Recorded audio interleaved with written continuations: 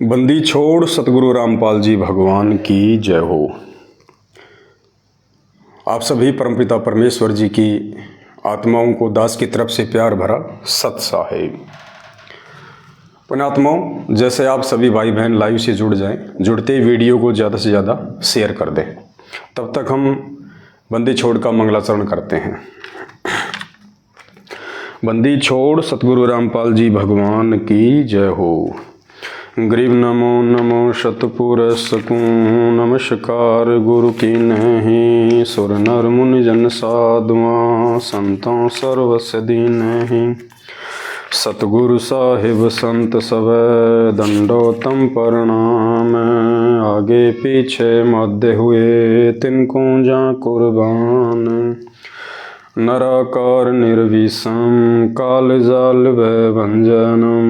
निर्लेपम निज निर्गुणम, अकल अनुपवे सुन्नधुनम। सोहम सुरति समापतम, सकल समाना नीरतलय। उज्ज्वल हिरंबर हरदम, बेपरवाह अथाय। वार पार नहीं मध्यतम,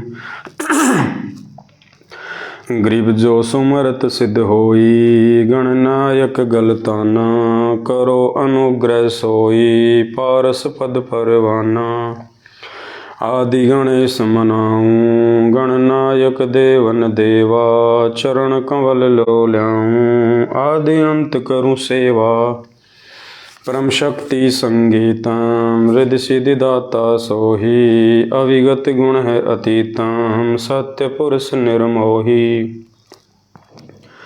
जगदम्बा जगदीशम।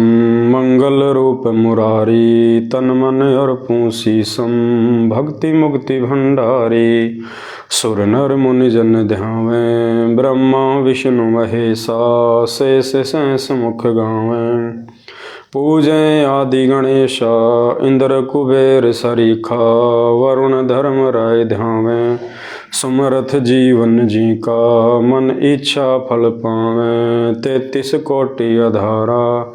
ध्यावें 88 उतरे भव जल पारा। कटहें यम की फांसी, 33 कोटि अधारा। ध्यावें 88 उतरे भव जल पारा। कटहें यम की फांसी। बंदी छोड़ सतगुरु रामपाल जी भगवान की जय हो।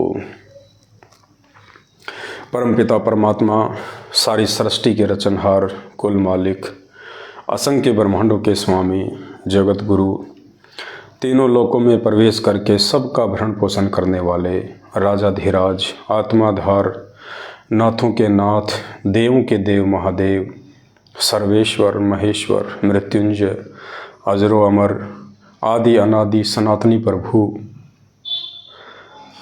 जगत पिता जगदीश्वर, 1008 की उपाधि के वास्तविक अधिकारी, शब्द स्वरूपी राम, अकाल मूर्ति, राजेश्वर, परम दयालु, सर्वशक्तिमान, संत शिरोमणि सतगुरु रामपाल जी परमेश्वर जी के चरण कमल में देश विदेश से हम सभी सत्सेवक भाई बहनों का अनंत कोटि दंडवत प्रणाम।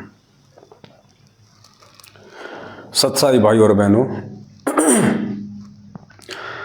सतगुरुदेव जी की विशेष मेहर और उनकी दया इस कलयुग की बिचली पीढ़ी में आप और हम सभी भाई बहनों के ऊपर, और प्रार्थना करते हैं परमपिता परमेश्वर जी से कि उनकी ये दया, उनका ये प्यार भरा आशीर्वाद आप और हम सभी भगत भाई बहनों पे इसी प्रकार से बना रहे।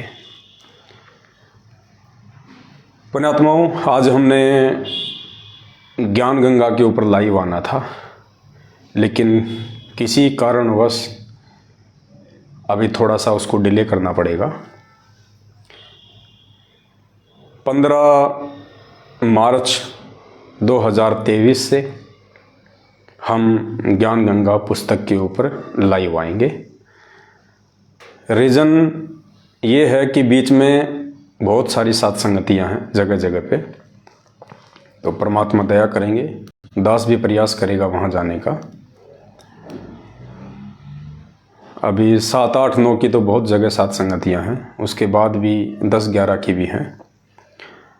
तो एक बार परमात्मा सत्संगतियों से निपटा दें, उसके बाद फिर हम लगातार रोज़ाना 15 मार्च 2023, आप ये डेट ध्यान रखना, आपकी बार मालिक की दया से उक चुक नहीं होगा। 15 मार्च 2023 से हम लोग ज्ञान गंगा पुस्तक के ऊपर लगातार लाइव आएंगे।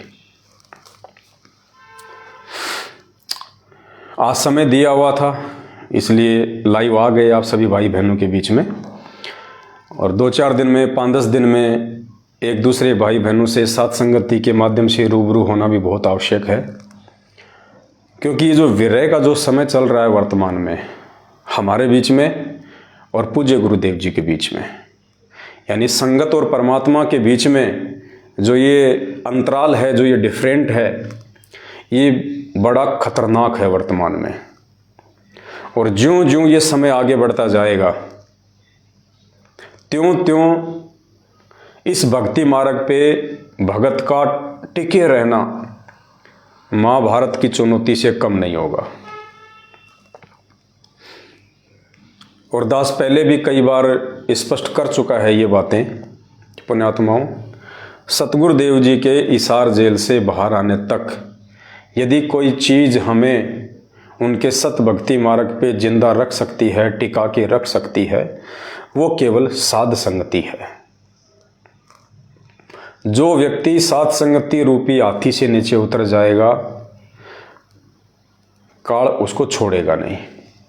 बिल्कुल सत्य है, जिसको मजाक लगे उनको 1000 बार लगे, लेकिन दास के मुख से परमात्मा जो बातें आपको बुलवा रहे हैं, या आज से पहले परमात्मा ने जितनी भी बातें बुलवाई हैं, आपको किसी भी बात में, किसी भी पॉइंट पे कुछ भी डिफ्रेंशिएट नज़र नहीं आएगा, क्योंकि दास अपनी मर्जी से नहीं बोलता है, मुझे कोई शौक नहीं है। जो भी बुलवाते हैं परमात्मा बुलवाते हैं और वो सत्य होता है। तो गुरुदेव के इसार जेल से बाहर आने तक यदि आपको सत भक्ति मार्ग पे मर्यादाओं के साथ अपनी उसी श्रद्धा और लगन के साथ अगर जिंदा रहना है, तो केवल साध संगति ही एकमात्र माध्यम है। 650 साल पहले की तरह अब हमने भूल कर भी धोखा नहीं खाना है। भीड़ को देख के भक्ति नहीं होती है, भीड़ को देख के नहीं चला जाता है। काशी में हम लोग इसी कारण से मार खा गए कि जिधर माहौल ज़्यादा था, जिधर भीड़ ज़्यादा थी, हम उधर दौड़ लिए और हमने उस परमेश्वर के मिशन को कि भाई परमात्मा सत्य है, परमात्मा कभी शराब नहीं पी सकता, परमात्मा अपनी ही शिष्या के साथ में इस प्रकार से दुर्भावनापूर्ण व्यवहार नहीं कर सकता। 120 साल से जो भगवान इतना अच्छा ज्ञान दे रहा है, क्या उसमें इतनी भी समझ नहीं होगी कि वो सरेआम अपनी शिष्या को हाथी पे बैठा के और भरे बाजार में इस प्रकार से अपना जुलूस निकलवाएगा? अगर उन्होंने कुकर्म करना होता तो किसी बंद कमरे में कर लेते। इतनी बुद्धि तो एक सामान्य व्यक्ति में भी होती है। लेकिन उस समय हमने ना तो उनको गुरु माना, परमात्मा तो बहुत दूर की बात थी, इसलिए हम मार खा गए। और भीड़ का एक हिस्सा जो देखा देखी में चल रहा था, उन्होंने जैसा बोल दिया वैसा बाकी लोगों ने मान लिया, और देखा देखी में, भेड़ चाल में सब परमात्मा की मर्यादाओं से, उस पतिव्रता धर्म से नीचे गिर गए। आज भी स्थिति और परिस्थितियां वही हैं, थोड़ा समय चेंज है, और भिन्न भिन्न समय के अनुसार परमात्मा अपनी आत्माओं की परीक्षा भी भिन्न भिन्न तरीकों से लेते हैं। आज उस परमेश्वर की परीक्षा का जो तरीका है वो मर्यादाओं को लेके है, भक्ति विधि और भक्ति विधि में आचरण को लेके है, कि 27 साल से इन आत्माओं को मैंने जो अमृत ज्ञान दिया है, तुम्हें क्या कर्म करने चाहिए, क्या कर्म नहीं करने चाहिए, किस प्रकार से तुम भक्तों की रहनी करनी होनी चाहिए, तुम क्या करोगे, कौन सी वो क्रिया करोगे जिससे समाज तुमसे दिशा लेगा। लेकिन 27 साल से उस परमेश्वर ने रातों को जाग जाग के सत्संगों के माध्यम से हमें जो यथार्थ भक्ति विधि, जो क्रियाएं, कौन से कर्म करने योग्य हैं, कौन से कर्म त्यागने योग्य हैं, जो उन्होंने बताया, सिखाया, समझाया, आज हम उन सभी भक्ति विधि कर्मों के विपरीत कुकर्म कर रहे हैं। सड़कों पे ड्रामे कर रहे हैं, दुनिया को दिखा रहे हैं कि देखो हम कितने सत्य हैं। अरे जो आदमी सत्य होता है उससे अपनी सत्यता प्रमाणित करने के लिए सड़कों पे ढोल पीटने की आवश्यकता नहीं पड़ती। सच्चाई तो समय आने पे वैसे ही अपनी जगह बना लेती है।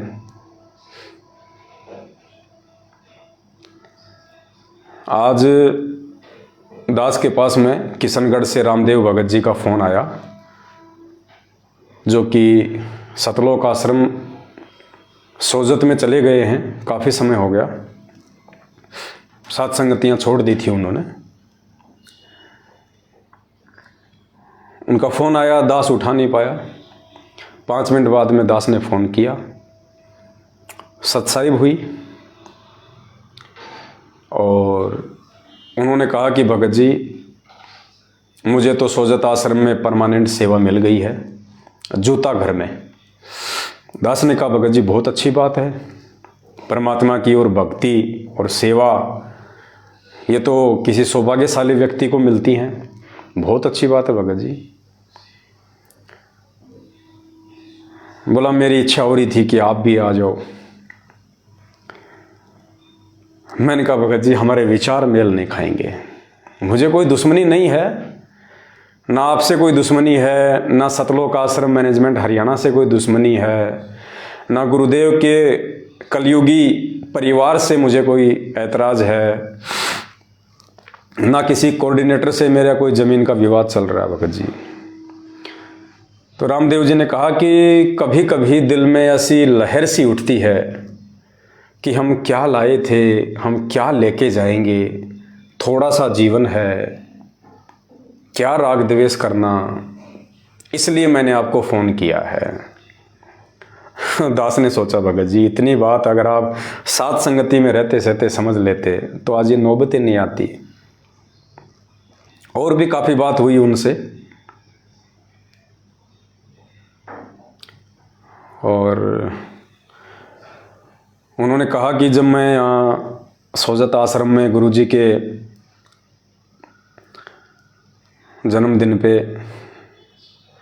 आया हुआ था तो एक दिन के लिए गुरुदेव के छोटे भाई महेंद्र जी भी आए थे सोजत आश्रम में। तो महेंद्र जी ने कहा कि मुझे रामदेव जी से मिलना है।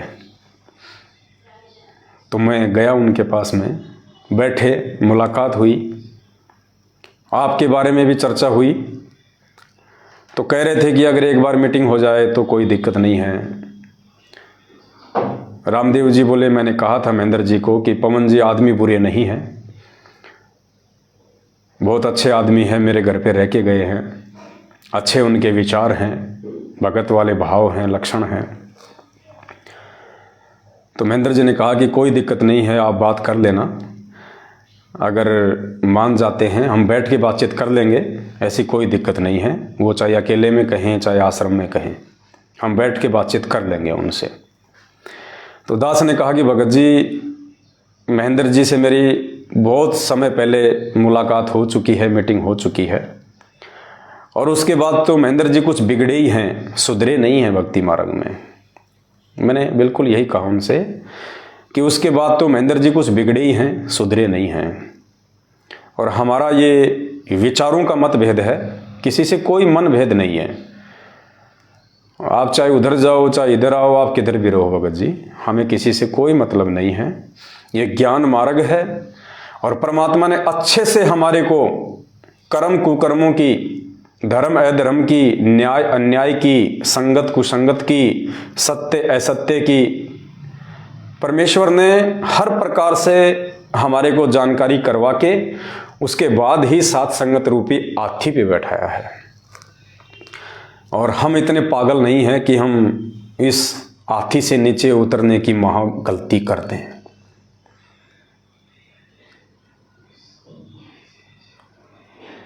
बोले भगत जी फिर भी एक बार विचार कर लेना, थोड़ा सा जीवन है। मैंने कहा भगत जी नहीं, विचार करके ही हाथी पे बैठे हैं। और दास ने कहा कि भैया महेंद्र जी से मैं क्या मीटिंग करूंगा, क्या बात करूंगा उनसे। अब उनके तो सर से ऊपर पानी निकल चुका है। मेरे ऊपर इन लोगों ने गुरुदेव के माध्यम से मुकदमा करवाया है, तो मेरा तो जो भी डिसीजन लेंगे, मेरा तो जो भी निर्णय होगा, अब सतगुरुदेव जी के हाथ में है। क्योंकि आज नहीं तो कल कोर्ट में गुरुदेव को भी आना पड़ेगा गवाही के लिए। दास तो जाएगा ही अपनी तारीखों पे, तो गुरुदेव का और दास का आमना सामना होगा। क्योंकि मुकदमा इन्होंने गुरुदेव से करवाया है, बहुत बड़ी इन्होंने गलती कर दी अपने जीवन की। तो गुरुदेव से मेरा आमना सामना होगा, उस समय वार्तालाप होंगी। और उस समय परमपिता परमेश्वर, मेरे पूज्य गुरुदेव भगवान जो भी आदेश दिशा निर्देश मुझ तुच्छ प्राणी को देंगे, मेरे लिए तो वही स्वीकारी होगा भगत जी। अगर इन लोगों की बातें मानने होती तो आज से पहले हम इन आश्रमों में बैठे होते। आप जैसे भाइयों को फ़ोन करके हमें आश्रमों में बुलाने की ज़रूरत ही नहीं पड़नी चाहिए थी। तो हमारा फैसला तो हमारे पूज्य गुरुदेव जी के हाथ में है, महेंद्र जी के हाथ में नहीं है। दास ने कहा कि हमारा तो विचारों को लेकर मतभेद है भगत जी। दास ने कहा कि भगत जी आप खुद देख लीजिए, जिस आश्रम में आप बैठे हैं, सोजत के आश्रम में, पाली राजस्थान, उस आश्रम को ऐसे सजा रखा है जैसे अनिल अंबानी के बेटे की जो मंडप की जो रस्म होती है, 7 फेरे लिए जाते हैं, चाइनीज लाइटें लगा रखी हैं, दुनिया भर का आडंबर कर रखा है, कई लाखों रुपया तो वहां पे लाइट डेकोरेशन पे खर्च कर रखा है, फूलों की डेकोरेशन कर रखी है। ये ड्रामे हमें कब सिखाए थे परमात्मा ने? ये प्रकट दिवस तो सतलोक आश्रम बरवाला में भी मनाया जाता था।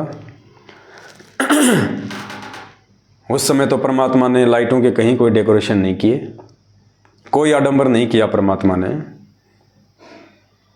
उस प्रकट दिवस या बोध दिवस की जानकारी के लिए सतगुरुदेव जी ने कभी नहीं कहा अपने भक्तों को कि भक्तों 150 गाड़ियां तैयार करो, सभी गाड़ियों के आगे पीछे बैनर पोस्टर लगाओ, सभी गाड़ियों की छत पे गरीबदास जी की फोटो लगाओ, ऊपर एक छतरी लगाओ और बरवाड़ा से लेके हिसार तक रैली निकालो। रोड पे मिट्टी फांकने के लिए मेरे भक्तों को लगाओ पीछे पीछे। दुनिया को परेशान करने के लिए,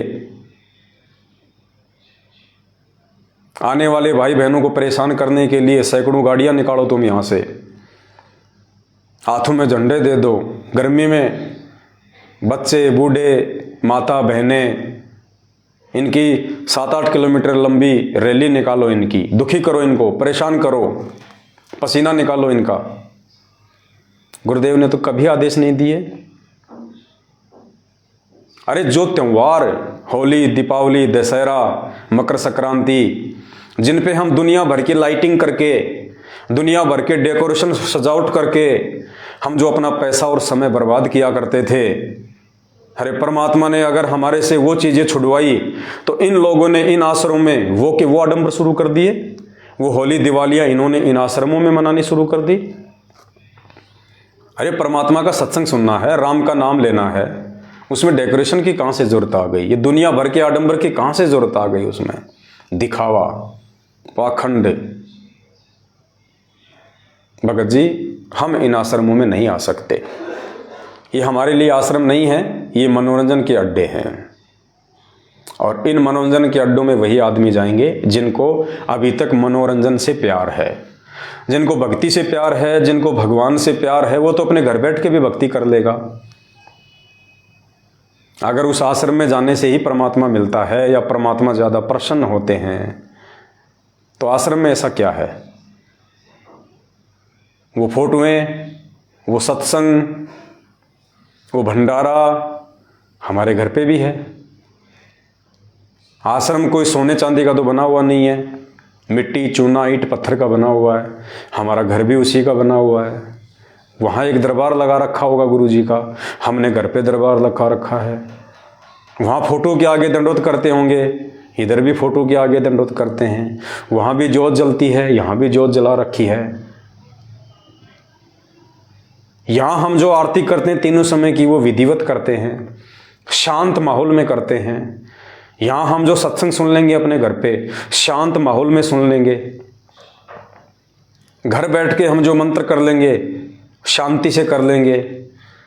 वहाँ आरती मंत्र सुमरण पहली बात तो आप कर ही नहीं सकते। करोगे तो दुनिया भर का शोर शराबा, आपका ध्यान ही नहीं लगना। तो दास ने हाथ जोड़ के रामदेव जी से प्रार्थना करी कि भगत जी, ये आश्रम आपको मुबारक हो, आपके परिवार को मुबारक हो, और जो लोग सात संगति रूपी हाथी से नीचे उतर के महाभूल कर चुके हैं, उन नासमझ लोगों को मुबारक हो। हमें तो अपनी भक्ति भली, अपना भगवान भला और अपना घर भला। बाकी हम सात संगतियों में लगे हुए हैं भाई बहनों को समझाने के लिए। और दास ने कहा कि मुझे कोई मतलब नहीं है भगत जी इन आश्रमों से, ना इनकी पाखंड क्रियाओं से मुझे कोई लेना देना है। हम तो केवल अपने आत्मिक कल्याण के लिए सात संगतियों के माध्यम से अपने भाई बहनों के साथ आगे की यात्रा करेंगे। उनका फ़ोन आया था, इसलिए दो चार बातें आप लोगों को बतानी पड़ी, वरना हम तो उनका जिक्र भी नहीं करने वाले।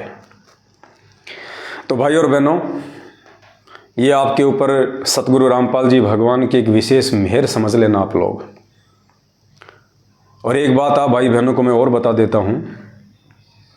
दास ने पहले भी कहा था, जब 2022 शुरू हुआ था तो दास ने वीडियो में ये कहना शुरू कर दिया था, गुरुदेव के आशीर्वाद से, उनकी प्रेरणा अनुसार, कि सात संगतियों से छटनी होगी और बहुत सारे अच्छे अच्छे दिखाई देने वाले भगत जो मुझ पवन दास के साथ घूमते हैं, फिरते हैं, रहते हैं।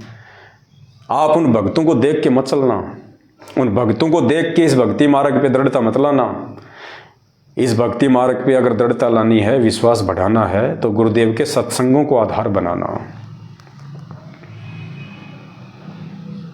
और दास ने कह दिया था कि 2022 के अंत में एक भूचाल आएगा, सत्सेवकों की छटनी होगी, क्योंकि परमात्मा को विशेष आत्मा चाहिए, साफ सुथरी आत्मा चाहिए। छटनी होगी और बड़े बड़े बरगद के पेड़ उखड़ेंगे। और दास ने कह दिया था कि इन सभी लोगों को मैं आपको उन आश्रमों में दिखा दूंगा, उनके उन नामदान केंद्रों पे जाके कोई सतनाम ले रहा होगा, कोई अपने नाम का जो है शुद्धिकरण वहाँ जाके करवा रहा होगा। काफ़ी लोगों को यकीन नहीं हुआ कि पवन भगत जी ऐसा नहीं हो सकता, आपके साथ तो बहुत दृढ़ भगत रहते हैं, ऐसा नहीं हो सकता। लेकिन जब 2022 का अंत का समय आया, आप सभी ने देख लिया किस प्रकार से क्या हुआ।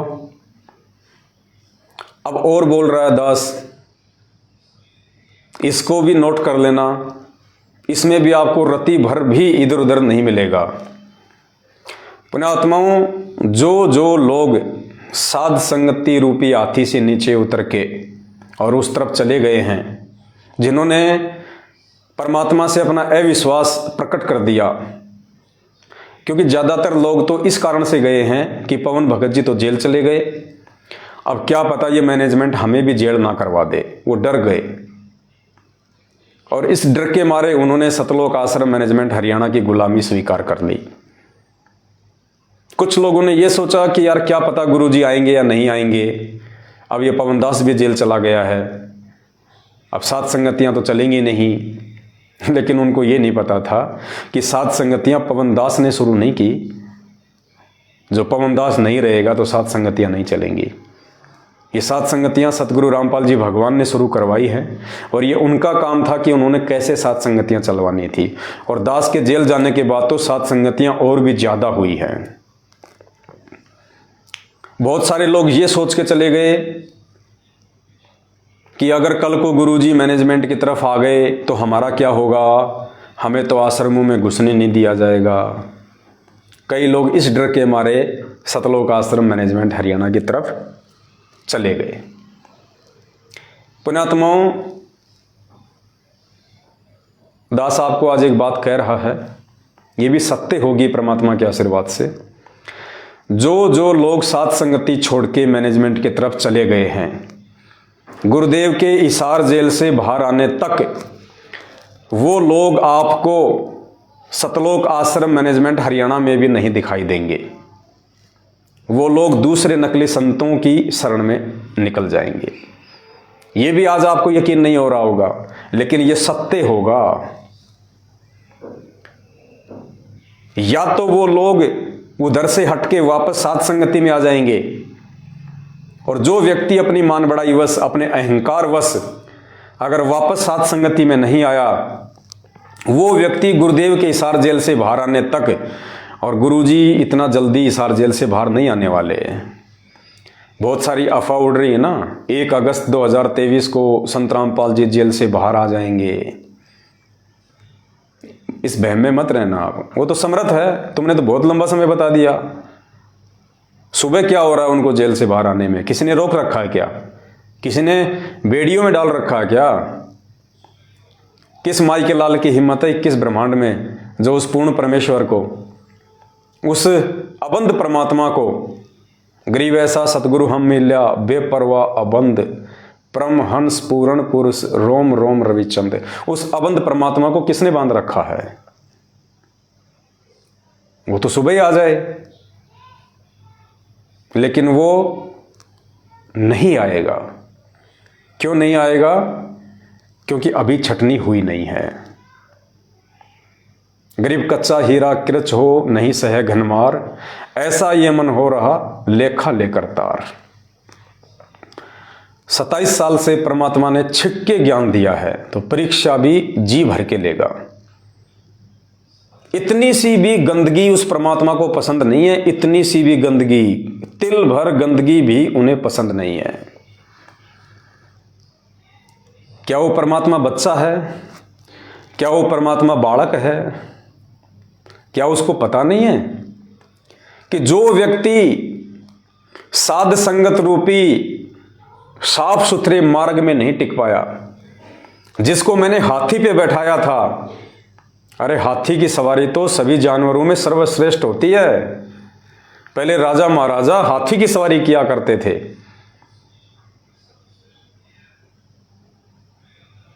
जो व्यक्ति 7 संगति रूपी हाथी पे नहीं टिक सका, वो व्यक्ति सतलोक आश्रम मैनेजमेंट हरियाणा के वहां पे कैसे टिक जाएगा?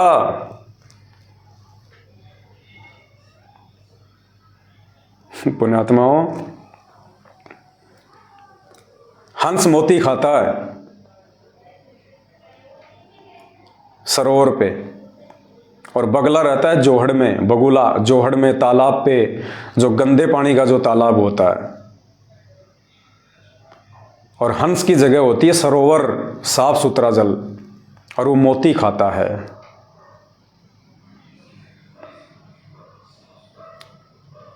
हंस यदि सरोवर में नहीं टिक पा रहा, वो जोहड़ में कभी नहीं रुक सकता। भले वो देखा देखी में चले जाए, दूसरे पक्षियों के बहकाने पे, बढ़ा चढ़ा के पेश करने पे, हो सकता है वो बगुला, वो हंस भ्रमित होके सरोवर को त्याग दे, और वो उन बगुलों के साथ में उस गंदे पानी के जोहड़ और तालाब पे वो चला भी जाए, लेकिन कितने दिन रुकेगा वहां पे? क्योंकि हंस को उस गंदे पानी में मोती नहीं मिल सकते, हंस को उसकी खुराक उस जोहड़ में नहीं मिल सकती। मजबूरन उसको या तो वापस उसी सरोवर पे आना पड़ेगा, और वो ये सोचे कि वहां जाऊंगा तो मेरी बेइज्जती हो जाएगी, लोग क्या कहेंगे। आ गए ना, पहले कह रहे थे ना हाथी से नीचे उतरने की गलती कर दी, आना पड़ा ना वापस, या इस डर से, अपनी बेइज्जती के डर से उसे कहीं और शरण लेनी पड़ेगी, किसी दूसरे सरोवर को ढूंढना पड़ेगा। क्योंकि घोंगे और कीड़े और मकोड़े तो वो खा नहीं सकता। अरे जो व्यक्ति एक बार हाथी की सवारी कर ले और उसको कोई गधे पे बैठा दे, उसका मन लगेगा वहां पे? थोड़े दिन तो लग सकता है, लेकिन जब उसको वो धक्के लगेंगे ना, और वो गधे की रीढ़ की हड्डी जब उसको चुभना शुरू होगी, तब उसको एहसास होगा कि यार ये हाथी तो नहीं है, मेरे को तो भ्रमित कर दिया कि ये छोटा हाथी है। और छोटा हाथी नहीं, वो गधा था। और वापस उसने हाथी की खोज के लिए उस गधे को छोड़ के आना पड़ेगा। अगर समझदार होगा तब तो आ जाएगा वापस हाथी पे, और ये सोचे कि मेरी तो बेइज्जती हो जाएगी, मैं कैसे जा सकता हूं, तो फिर वो किसी दूसरे सरोवर की खोज करेगा। और दूसरा सरोवर धरती पे है नहीं, जहां जाएगा वहां उसको धोखा ही धोखा मिलेगा। गुरुदेव ने एक सत्संग में बताया ना कि भैंस का जो बच्चा होता है, भैंस का बच्चा काटड़ू छोटा, तो क्या किया जाता है, उसको भैंस के थन के लगाया जाता है, उसका मुंह, तो भैंस का थन मुंह में लेके वो चूंकता है, उसको दूध मिलता है, उसमें बड़ा आनंद आता है। और फिर क्या करेंगे घर वाले, जब थोड़ा सा वो दूध पी लेता है, फिर उसको वहां से हटा देंगे जबरदस्ती, और हटा के क्या करेंगे, उसके मुंह में 2 उंगली दे देंगे। क्या कहा गुरुदेव ने, उसके मुंह में दोनों उंगली दे देंगे।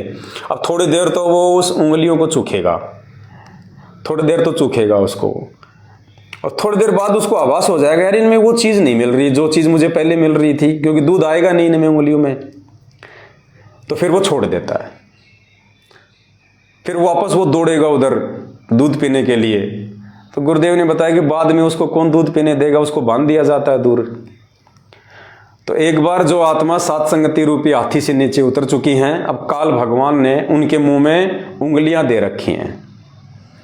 अब थोड़ी बहुत देर तो वो ड्रामेबाजी में शरीक रहेंगे, लेकिन वो मानसरोवर वाली खुराक, वो मोती, वो सात संगतियों में जो मिलती थी परमात्मा की आत्मिक खुराक, अब वो जोहड़ में नहीं मिलेंगी, गंदे तालाब में नहीं मिलेगी। तो वहां उसका मन नहीं लगेगा, और किसी भी बहाने से वहां से भी वो दूर हटेगा। समझदार होगा तो सात संगति में आ जाएगा, वरना अपनी दुर्गति करवाएंगे। इस बात को नोट कर लेना आप। ऐसे लोग ना घर के रहते, ना घाट के, धोबी के, कुत्ते वाली उनकी जो है वो दशा हो जाती है। तो आप जितने भी भाई बहन जो सात संगतियों से जुड़े हुए हैं, ये आप सभी भाई बहनों का सौभाग्य है। परमेश्वर ने आपके ऊपर एक विशेष मेहर बख्शी, और ये आपके कोई पिछले जन्म जन्मांतरों के शुभ कर्म हैं, आपके मजबूत भक्ति संस्कार हैं, जो आप इस छटनी में भी अपने विश्वास को सात संगतियों के साथ में जोड़े रहे, और आपने अपने गुरुदेव भगवान पे विश्वास रखा। ज्ञान आधार से आपने निर्णय कर लिया कि भाई चाहे जो कुछ हो जाए, जब तक गुरुदेव नहीं आएंगे तब तक हम उन लोगों की कुसंगत नहीं कर सकते जो गुरुदेव के सत्संगों के विपरीत मनमाना आचरण कर और करवा रहे हैं। अपने कर्म बिगाड़ने से तो अच्छा है हम सात संगति में ही हम बैठे रहें, हम जुड़े रहें। अपने आत्मा हो क्या रहा है, जो जो भाई बहन सात संगतियां छोड़ के गए हैं, देखो उस समय देखा देखी में, भीड़ चाल में उनके मन ने तो मान लिया कि चलो चलो चलते हैं, चलो, लेकिन अब उनकी आत्मा रो रही है।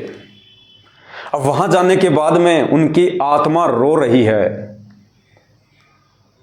मन ने तो मान लिया, मन तो बकवाद करवाएगा, मन का तो काम है एक बार इसको काल के खूंटे से बांध दे, लेकिन अब उन आत्माओं की आत्मा दुखी है, उनकी आत्मा रो रही है कि सात संगतियां छोड़ के हम लोगों ने बहुत बड़ी भूल कर दी, क्योंकि वहां वो आत्मिक खुराक मिल ही नहीं सकती। आप चाहे कितने ही ड्रामे कर लो, कितनी रैलियां निकाल लो, कितने धरने प्रदर्शन कर लो, कितना चिल्लो, तुम कितना ही चिल्लाओ, कितने जयकारे बोलो, अरे कितने लड्डू जलेबी खाओगे, कितने लड्डू जलेबी खा के तुम अपना वो कर लोगे। ये लड्डू जलेबी शरीर की खुराक है, आत्मा की खुराक नहीं है। जिन लड्डू जलेबियों का तुम्हारे गुरुदेव भगवान को भोग ही नहीं लगता, वो लड्डू जलेबियां तो जहर के समान है, पाप है पाप। और सात संगत में भले इतना सा हलवा मिलता था, लेकिन वो आत्मा की खुराक है, वो आत्मा को चार्ज कर देती है। सतगुरु की महिमा, उनके शब्द, ज्ञान आधार वाली बातें, भाई बहनों को आपसी प्यार और प्रेम, वो खुराक उधर नहीं मिल सकती। तो उस समय उनके मन ने तो मान लिया जल्दबाजी में, उनके कमजोर संस्कार थे, लेकिन आत्मा उनकी रो रही है। खैर जो भी है वो उनका विषय है। हाँ, हमारा तो आज भी उनसे कोई राग द्वेष नहीं है किसी भी प्रकार का। हम तो आज भी उनसे हाथ जोड़ के यही विनती करते हैं, भाई कोई बात नहीं, गलतियां इंसान से होती हैं और भ्रमित कोई भी हो सकता है। आप लोग जब भी वापस आना चाहें, सात संगति में आपका मोस्ट वेलकम है। आपसे कोई सवाल नहीं करेगा, आपसे कोई कुछ नहीं पूछेगा कि तुम क्यों गए, अब वहां से जाके क्या ले आए, कोई कुछ नहीं कहेगा। हमें तो खुशी होगी अगर कोई आत्मा वापस सत भक्ति पे लग जाएगी तो, वरना उधर तो विनाश ही विनाश है। और वैसे भी आने वाला समय महाविनाशकारी है। उस विनाशकारी समय में यदि हमें कोई बचाएगा तो भक्ति बचाएगी, आत्मिक खुराक बचाएगी, मर्यादा बचाएगी। और आपको पता है कि उधर जो मनमाना आचरण हो रहा है वो किसी को मर्यादा में रहने नहीं देगा। सिर्फ बैटरी चल रही है, सिर्फ बैटरी। और कब तक चलेगी बैटरी? इतनी जल्दी परमात्मा भी नहीं आने वाला, आप सब जानते हो। परमात्मा उस दिन आएगा जिस दिन इस दुनिया का नक्शा बिगड़ लेगा। जिस दिन दुनिया का नक्शा बिगड़ जाएगा ना, भयंकर तबाही, उथल पुथल, त्राही त्राही, काफी जनसंख्या छटलेगी, तीसरा विश्व युद्ध शुरू हो जाएगा। इजराइल के प्रोफेसर हरारे के अनुसार भारत देश के अधिकतर राज्यों में इमरजेंसी लगी होगी, आर्मी शासन लगा होगा, गृह युद्ध में ऐसी ऐसी स्थितियां बिगड़ जाएंगी। ये ज्ञान गंगा पुस्तक में लिखा हुआ है, मैं अपनी तरफ से नहीं बोल रहा। उस समय सतगुरु रामपाल जी भगवान के दीदार होंगे हिसार जेल से, क्योंकि नेता लोगों को पैर पकड़ के लाना इनकी मजबूरी हो जाएगी। ये वैसे नहीं आने वाला ये परमात्मा। लेकिन उस समय तक आप लोग जो सात संगति रूपी हाथी से नीचे गिर चुके हैं, आपका क्या होगा? खैर अब गलती की है तो भाई पछताना भी तुम्हें पड़ेगा। हमने तो कोई कमी नहीं छोड़ी थी आप लोगों को सात संगतियों से जोड़ के परमात्मा के मिशन को सही दिशा में चलाने की, लेकिन आपके भी तो अपने संस्कार काम करेंगे। खैर जो भी है, जो जैसा बोएगा वैसा ही समय आने पे अपना काटेगा। दूसरा ये था, आज बहुत सारे भाई बहनों का फोन आया जो कि सात संगतियों से जुड़ते चले जा रहे हैं, क्योंकि जितने भाई सात संगतियों से टूटे थे उनके 10 गुना ज्यादा तो सात संगतियों में वापस जुड़ चुके हैं। अगर 100 व्यक्ति सात संगति से टूट के गए हैं तो परमात्मा ने 500 व्यक्ति, 1000 व्यक्ति तो जोड़ दिए हैं। वो नए भाई बहन जो सात संगति की वीडियो देखते हैं, जो नीर खीर का निबेरा करते हैं कि भाई सतगुरुदेव जी की असली भक्ति कहाँ है, सतगुरुदेव जी के मिशन में असली मर्यादा, असली आचरण, असली भक्ति विधि कहाँ है। हम इस मार्ग में ड्रामे करने के लिए नहीं जुड़े। ये रैलियां तो हमने कांग्रेस बीजेपी की पहले बहुत निकाल ली। ये समोसे कचौरी और लड्डू जलेबी के चक्कर में हम राजनेताओं के दिन पीछे रात दिन भटकते रहते थे। अरे इस मार्ग में आने के बाद भी वही आचरण हमसे करवाया जा रहा है, तो भक्ति कहाँ है? और सत्संग तो फिर सब सुनते ही हैं, उनको भी पता है कि संत रामपाल जी ने अपने सत्संगों में किन किन चीजों के लिए आदेशित किया हुआ है। तो जो समझदार आत्मा होगी, जो ज्ञानी आत्मा होगी, जो अधिकारी हंस होंगे, वो तो नीर खीर का निबेरा तुरंत कर लेंगे। कहे कबीर सोए जन मेरा, जो नीर खीर का करे निबेरा। तो बहुत सारे भाई बहन जो रोजाना सैकड़ों की संख्या में साथ संगतियों से जुड़ रहे हैं, तो कुछ एक भाई बहनों के दास के पास में फ़ोन आए और उन्होंने कहा कि भगत जी, क्या हमें गरीबदास जी महाराज जी का बोध दिवस नहीं मनाना चाहिए? इन आश्रमों में तो उनका बोध दिवस मनाया जा रहा है, रैलियां निकाली जा रही हैं, शोभा यात्रा निकाली जा रही है। दास ने कहा, भाई वो शोभा यात्रा नहीं है, वो भगत खुद की शव यात्रा निकाल रहे हैं। वो भगत शोभा यात्रा नहीं निकाल रहे, वो महापुरुष किसी की शोभा के भूखे नहीं हैं। ये तो मनमाना आचरण करके लोग अपनी खुद की शव यात्रा निकाल रहे हैं, जो आने वाले समय में उनके साथ में बीतेगी। तो उन्होंने कहा कि भगत जी, कोई ऐसा प्रमाण जिससे कि हमारी आत्मा इस बात को स्वीकार कर ले कि वास्तव में हमने गरीबदास जी महाराज जी का बोध दिवस नहीं मनाना चाहिए। तो परमात्मा ने दया बख्शी, किसी भगत भाई ने दास को एक वीडियो भेजा और उस वीडियो में हमारे पूज्य गुरुदेव सतगुरु रामपाल जी भगवान ने स्पष्ट रूप से मना कर दिया है गरीबदास जी का बोध दिवस मनाने के लिए। और वैसे भी पुण्यात्माओं, जो इस भक्ति मार्ग को समझ चुके होंगे, जो गुरुदेव के मिशन को समझ चुके होंगे कि 27 साल से परमात्मा इतना अनमोल ज्ञान देके हम आत्माओं से क्या चाहते हैं, वो हमें कैसा बनाना चाहते हैं, सतलोक जाने के लिए, पूर्ण मोक्ष प्राप्ति के लिए हमारे अंदर कौन कौन से पतिव्रता धर्म के लक्षण होने चाहिए, किस प्रकार से हम सतगुरु को हम प्रसन्न कर सकते हैं, कैसे हम उनको रिझा सकते हैं, कौन कौन सी वो क्रियाएं हैं,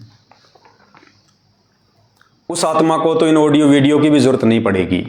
वो तो वैसे ही समझ जाएंगी कि गरीबदास जी से हमारा क्या नाता, हम क्या जाने गरीबदास जी को, हमें क्या लेना देना गरीबदास जी महाराज जी से। गरीबदास जी महाराज जी का उनकी वाणियों के अतिरिक्त हमारे जीवन में कोई महत्व नहीं है उनका। गरीबदास जी महाराज जी के भी हाथ से बनी हुई फोटो है, काल्पनिक फोटो है, बनाई हुई फोटो है, बनावटी फोटो है। तो हमें गरीबदास जी महाराज जी से कोई लेना देना नहीं है।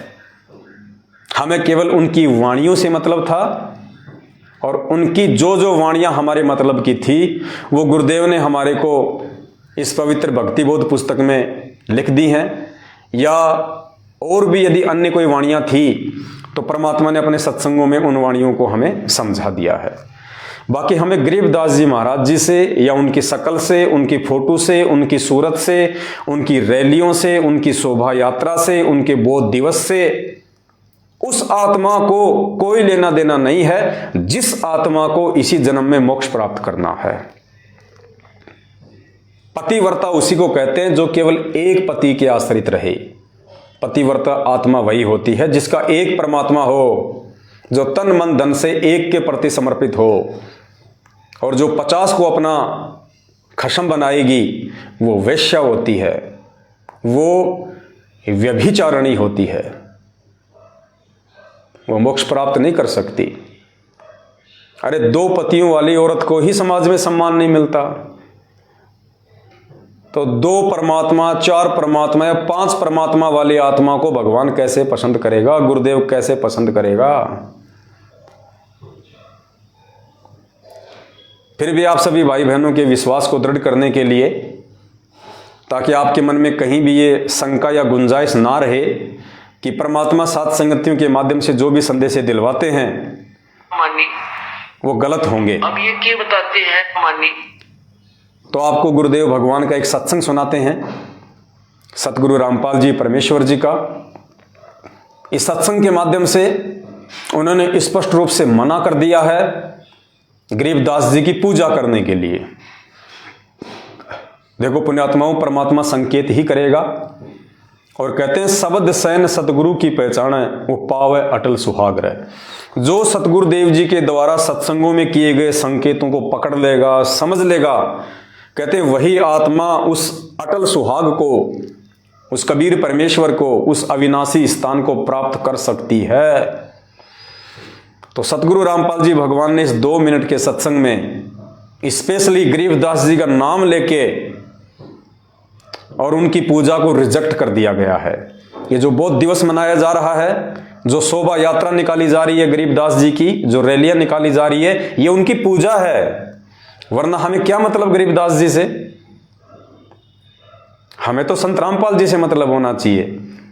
हमें सत्संग गरीबदास जी ने सुनाए हैं, आपको नाम गरीबदास जी ने दिया है, आपको आशीर्वाद गरीबदास जी ने दिया है। आपके सतगुरु गरीबदास जी है क्या? आपको मंत्र गरीबदास जी ने दिए हैं क्या? आपको सतलोक गरीबदास जी लेके जाएंगे क्या? फिर आपको क्या मतलब है उनकी रैली निकालने का, उनकी शोभा यात्रा निकालने का, उनका बौद्ध दिवस मनाने का? लेकिन वो लोग निकालेंगे जो लोग ना तो गरीबदास जी महाराज जी को समझ पाए, जो ना सतगुरु रामपाल जी भगवान को समझ पाए, और ना इस भक्ति मार्ग को समझ पाए। तो ऐसे लोग तो पहले भी राजनेताओं के पीछे लग के ड्रामेबाजियां करते रहते थे, वो आज भी करेंगे। तो हमने उन आत्माओं को देख के नहीं चलना है। जब सतगुरु रामपाल जी भगवान और जाकिर नाइक की डिबेट हुई थी, सामने तो नहीं आया वो, लेकिन परमात्मा ने उसके विचार ले लिए और अपने विचार दे दिए, और एक सीडी बना दी थी। तो जाकिर नाइक उसमें एक बात कह रहा था। जाकिर नाइक ने कहा, यदि आपने हिंदू धर्म को समझना है, यदि आपने हिंदू धर्म को समझना है, तो आपने किसी भी हिंदू को देख के नहीं चलना चाहिए। आपने हिंदू धर्म के धर्मशास्त्रों को देख के चलना चाहिए। पहले यदि आपने हिंदू धर्म को समझना है, तो हिंदुओं को समझने की आवश्यकता नहीं है। हिंदू क्या क्रिया कर रहे हैं, क्या नहीं कर रहे हैं, क्या भक्ति कर रहे हैं, क्या नहीं कर रहे हैं। अगर हिंदू धर्म को समझना है तो हिंदुओं को मत देखो, हिंदू धर्म के पवित्र शास्त्रों को देखो कि उन शास्त्रों में भक्ति की क्या विधि है। इसी प्रकार यदि आपने मुसलमान धर्म को समझना है तो मुस्लिमों को देख के मत चलो। मुस्लिमों को मत देखो कि वो क्या पूजा कर रहे हैं, क्या इबादत कर रहे हैं, किसके आगे वो सिजदा कर रहे हैं। अगर आपने मुसलमान धर्म को समझना है तो आपने मुसलमान धर्म के पवित्र ग्रंथों को समझना पड़ेगा कि कुरान शरीफ में, कुरान मजीद में, तौरेत में, जबूर में भक्ति के विषय में क्या दिशा निर्देश है। ठीक इसी प्रकार पुण्यात्माओं, यदि आपने संत रामपाल जी भगवान और उनकी भक्ति विधि को समझना है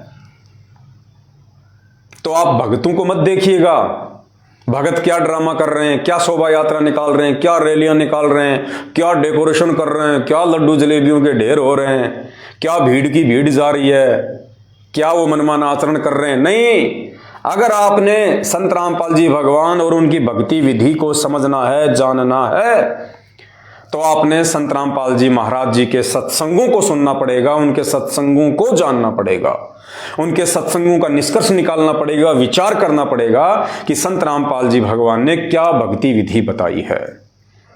अगर भक्तों को देख के चलोगे तो 650 साल पहले काशी वाला हाल हो जाएगा, ना घर के ना घाट के धोबी के कुत्ते। तो गरीबदास जी महाराज जी का बौद्ध दिवस मनाना चाहिए या नहीं मनाना चाहिए, गरीबदास जी महाराज जी की पूजा करनी चाहिए या नहीं करनी चाहिए, ये शोभा यात्रा निकालना, ये रैलियां निकालना, बौद्ध दिवस मनाना, ये उनकी पूजा है, ये गरीबदास जी की पूजा है। और इस पूजा का क्या प्रतिफल मिलेगा ये तो भविष्य बताएगा उन आत्माओं को जो वहां अपनी आंख नहीं खोल पा रही।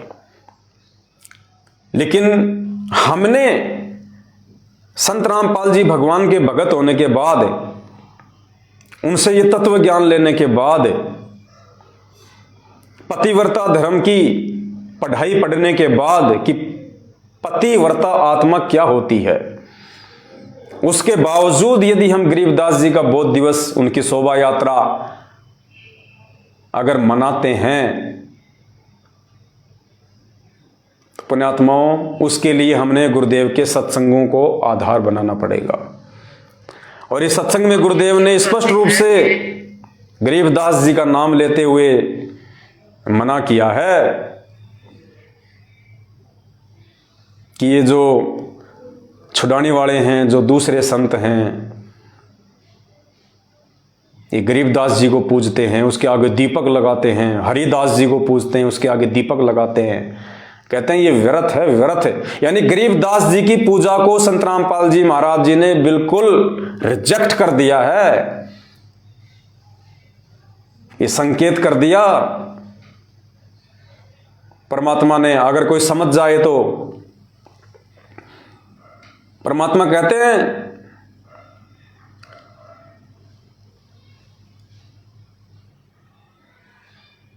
मुर्दियों से ती प्रीत लगावे ना जाने सतगुरु मेरे नू।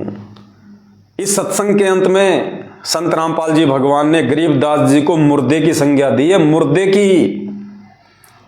यानी जो वर्तमान में जो संत शरीर में नहीं है उसको संत रामपाल जी भगवान ने मुर्दे की संज्ञा दी है, गरीबदास जी और हरिदास जी का नाम लेते हुए, कि उन मुर्दों की पूजा करने से, उन मुर्दों को पूजने से कुछ नहीं मिलेगा। वैसा ही संत कोई जिंदा हो उसकी शरण में जाओ, तब तुम्हें वो लाभ मिलेंगे। अब उस गरीबदास जी की पूजा करने से या गरीबदास जी की फोटो के आगे दीपक लगा के पूजा करने से गुरुदेव कह रहे हैं कोई लाभ नहीं है।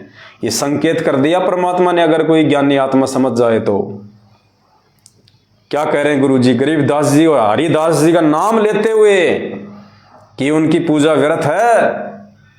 तो पुण्यात्माओं फिर इन आश्रमों में क्या हो रहा है? ये गरीबदास जी की पूजा की जा रही है बहुत दिवस मना के।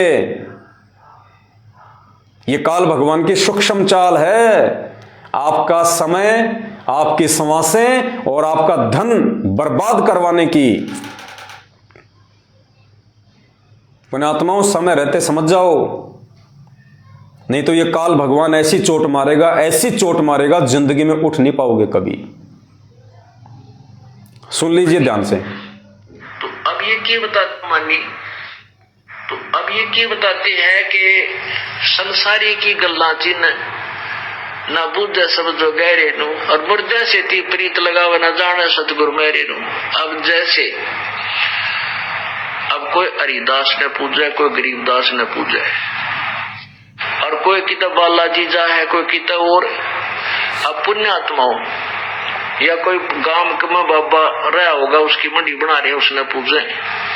अब जैसे संत गरीबदास जी महाराज या हरिदास जी थे, तो उस समय जो उनके संग में रहे, उन्होंने उनको वो ज्ञान दिया, भक्ति दी, आशीर्वाद दिया और उनको लाभ दिया। अब जैसे अब वो चले गए, अब उनकी मंडी बना कर, उनका यादगार बनाकर वहां पूजर जोत लावा, के मिलेगा उनसे? नहीं। अब जैसे कोई वैद्य था और वो वैद्य नाड़ी देखकर और बता देता बीमारी को, रोग को, और बढ़िया औषधि देकर स्वस्थ कर देता था, बिल्कुल ठीक है। अब उसकी मृत्यु के बाद क्या किया है, उसकी चित्र बना दिया, मूर्ति बना ली पत्थर की, और एक यादगार बना दी, नीचे उसका शरीर गाड़ दिया। अब वहां जाते हैं, जावे कोई उस वैद्य के पास और माथा टेक कर उसकी आरती कर, मेरा रोग काट दे, मेरा रोग काट दे, तो ना बोला पत्थर। वो वैद्य जो था, ऐसा ही वैद्य जीवित ढूंढना पड़ेगा और वो रोग काटेगा। ऐसे ही परमात्मा यही बताना चाहते हैं कि जैसे वो संत थे गरीबदास और हरिदास जी जैसे, या तेरे गांव में जोड़ड़ा बाबा जो पहले था, इसे संत जिंदे ढूंढने पड़ेंगे, तब उनका लाभ होगा। इन मुर्दियां तो कुछ ना हो। तो ये क्या कह रहे हैं परमात्मा, समझाने के लिए उदाहरण दे रहे हैं कि संसारी दी गल्ला चिन्हे ना बूझे शब्द जो गहरे नु। संसारी दी गल्ला चिन्हे ना बूझे शब्द जो गहरे नु। मुर्दों से ती प्रीत लगावे न जाने सतगुरु मेरे नु। मैं तो दे दी बालम बैरे नु, मैं तो दे दी है बालम बैरे नु। श्वेत छतर शेर मुकुट। रामपाल जी महाराज जी ने मुझे कबीर साहिब जी के सिंहासन के पास। पुण्यात्माओं, भले आप साध संगति में देखा देखी में आ गए, वो कहते ना कि अंधेरे में तीर लग गया। भले ही आप साध संगति में शुरू में देखा देखी में जुड़े थे, लेकिन आपका वो अंधेरे में फेंका गया तीर बिल्कुल सटीक निशाने पे लगाया परमात्मा ने। साध संगति ही एकमात्र वो मार्ग है पूरे विश्व में जिसके माध्यम से संत रामपाल जी भगवान अपनी आत्माओं को सतलोक के लिए तैयार कर रहा है। क्योंकि पतिव्रता धर्म पे केवल सात संगत से जुड़ी हुई आत्माएं ही हैं। दास ने आपको पहले भी कहा था कि गरीबदास जी महाराज जी का आश्रम में बौद्ध दिवस मनाना, कबीर जी का आश्रम में प्रगट दिवस मनाना, ये गुरु जी की मजबूरियां थी। क्योंकि वो खुद नहीं कह सकते कि मैं ही गरीबदास था और मैं ही कबीर था और आज भी मैं ही कबीर हूं। वो ना कह सकते ना वो कहेंगे। उन्होंने ज्ञान इसीलिए दिया है कि जो अधिकारी आत्मा होगी वो मेरे संकेतों को समझ जाएगी। बाकी सत्संगों में उन्होंने गरीबदास जी को, कबीर जी की फोटो को, सबको रिजेक्ट कर दिया है। यह आपका सौभाग्य है कि आप सात संगति से जुड़े हुए हैं। क्योंकि पतिव्रता धर्म वाली भक्ति केवल साध संगति में ही मिलेगी। जो संत रामपाल जी भगवान के अलावा दूसरे किसी को नहीं मानते और ना किसी को जानते।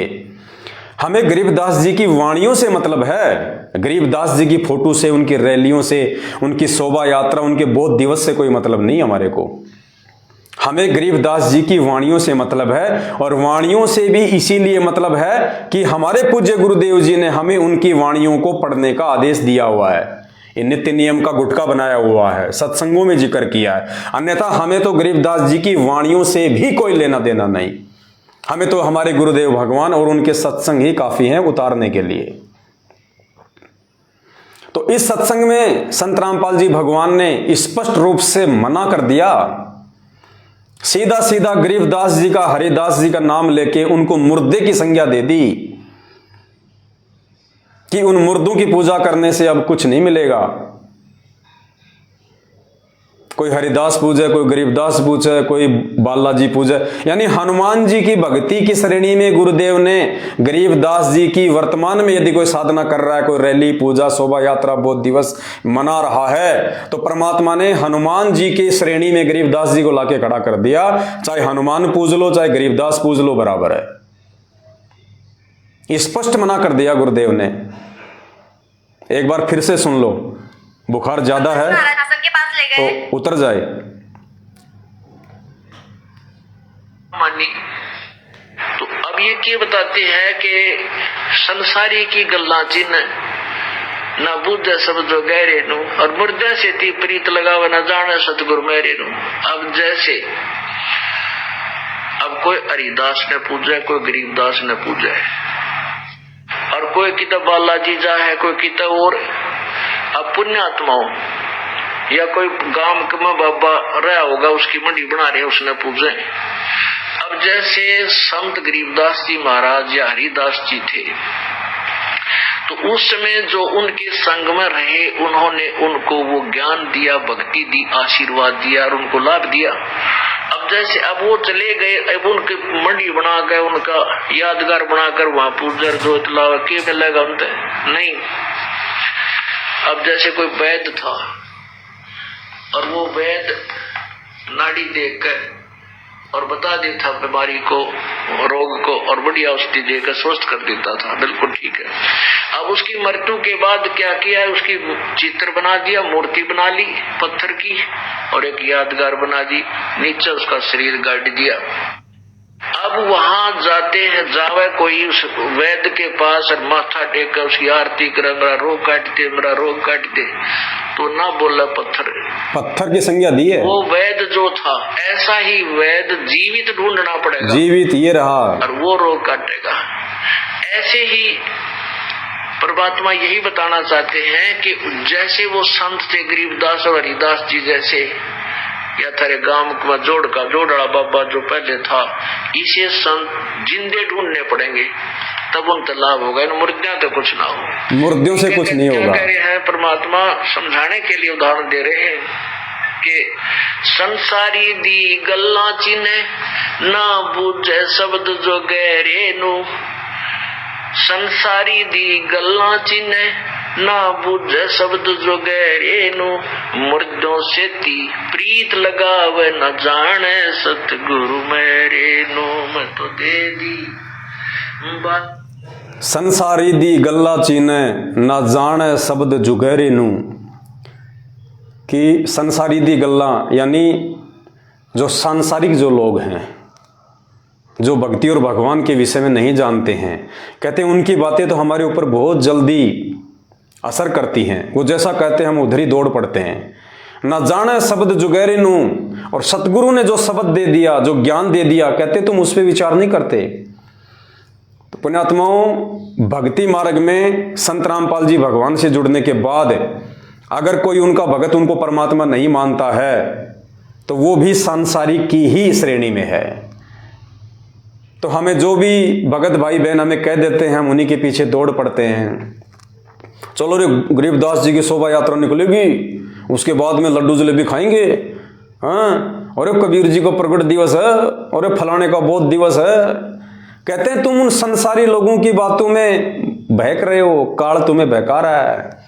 वो संसारी ही हैं जिन्होंने संत रामपाल जी का नाम ले लिया लेकिन ज्ञान को आधार नहीं बनाया। वो लोग भगत होके संसारी हैं। कहते हैं उनकी बातों का तो तुम्हारे ऊपर बहुत जल्दी असर हो जाता है। और ना बूझे शब्द जुगैरे नू, लेकिन एक मिनट भी विचार नहीं करते कि गुरुदेव के क्या आदेश है इस विषय में। गरीबदास जी का बोध दिवस मनाने के विषय में गुरुदेव के क्या आदेश है, क्या दिशा निर्देश है, सत्संगों में क्या समझाया है परमात्मा ने। क्या गरीबदास जी का बोध दिवस मनाने से, गरीबदास जी को पूजने से मेरा भला होगा? क्या गरीबदास जी की रैली निकालने से, वो पसीना बहाने से, समय और धन बर्बाद करने से मेरा कुछ भला होगा? या सतगुरु रामपाल जी भगवान की घर बैठ के शांति से भक्ति करने से मेरा भला होगा? तो कहते हैं संसारी दी गल्ला चिल्ले ना जाने शब्द जुगैरे नू, और मुर्दों सेती प्रीत लगावे ना जाने सतगुरु मेरे नू। तो परमात्मा ने गरीबदास जी महाराज जी को मुर्दे की संज्ञा दे दी है। भाई और बहनों, ऐसा ही होता है जब सतगुरु अपने भक्तों की ज्ञान दे के परीक्षा लेता है। 650 साल पहले भी ऐसा ही था। आज हमें वो परीक्षा बहुत छोटी सी लगती है। आज हम सोचते हैं यार कैसे मूर्ख बन गए उस समय लोग। उन्होंने कैसे विश्वास कर लिया कि यार कबीर जी हाथी पे बैठ के शराब पिएंगे, वेश्या के ऊपर हाथ रख के ऐसा सब कुछ करेंगे। आज हमारी समझ में आ रही है, लेकिन उस समय वो परीक्षा देने वाले आप और हम ही थे, कोई और नहीं थे। हम ही थे। ठीक इसी प्रकार पुण्यात्मा वर्तमान में जो ये परीक्षा चल रही है भक्तों की ज्ञान आधार वाली, ये परीक्षा हो सकता है आने वाली पीढ़ियों को बहुत आसान लगे, छोटी सी लगे, लेकिन वर्तमान वालों के लिए महाभारत बनी हुई है। वो डिसीजन ही नहीं ले पा रहे 650 साल पहले की तरह कि हम क्या करें क्या ना करें, जबकि ये डिसीजन लेने के लिए परमात्मा ने हमें अक्षर ज्ञान युक्त किया, हमें शिक्षा दी, हमें सभी धर्मशास्त्रों का अध्ययन करवाया, रातों को जाग जाग के 27 साल से सत्संग किए, फिर भी हम डिसीजन नहीं ले पा रहे। हम 2 मिनट रुक के ये सोच नहीं रहे कि यार ये जो बंदा कह रहा है, ये भगत जो कह रहा है, ये सही है गलत है, हमें क्या करना चाहिए क्या नहीं करना चाहिए। इतना सोचने का समय भी काल भगवान ने नहीं छोड़ रखा। बुद्धि इतनी ऑफ कर रखी है। और कोई समझाने का प्रयास करता है तो उसकी तो माननी नहीं। ये तो हमने सौगंध खा रखी है कि हम किसी की सुनेंगे ही नहीं।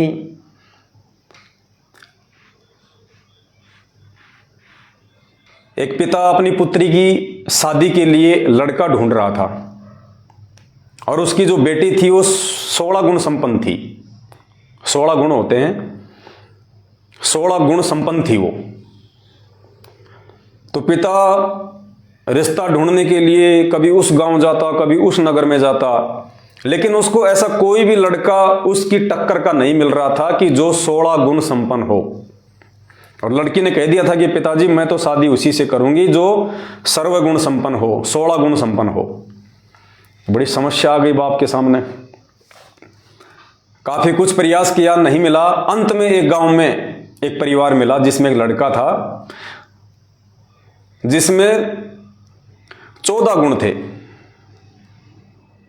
16 तो नहीं थे, उसके अंदर 14 गुण थे। वो 14 गुण संपन्न था।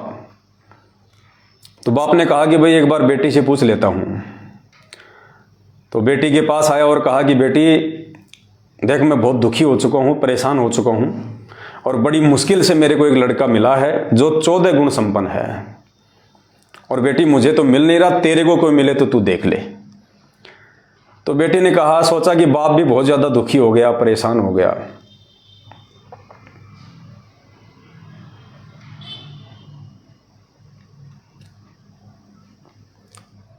तो कहा पिताजी ठीक है, आप उस 14 गुण संपन्न लड़के से मेरे रिश्ता तय कर दो, और शादी के बाद में 2 गुण उसको मैं दे दूंगी अपने, 1 गुण उसको मैं दे दूंगी अपना, तो हम दोनों जो है 15-15 गुण संपन्न हो जाएंगे। तो कहा ठीक है भाई, रिश्ता तय कर दिया, शादी हो गई। अब शादी होने के बाद में लड़की ने सोचा कि लो भाई इसको वो 1-2 गुण मैं अपने दे देती हूँ इसको। तो लड़की ने पूछा जी आप 14 गुण संपन्न हो? बोले जी हाँ।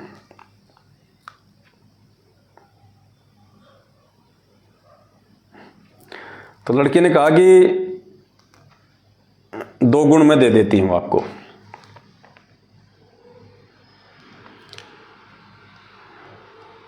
तो लड़के ने कहा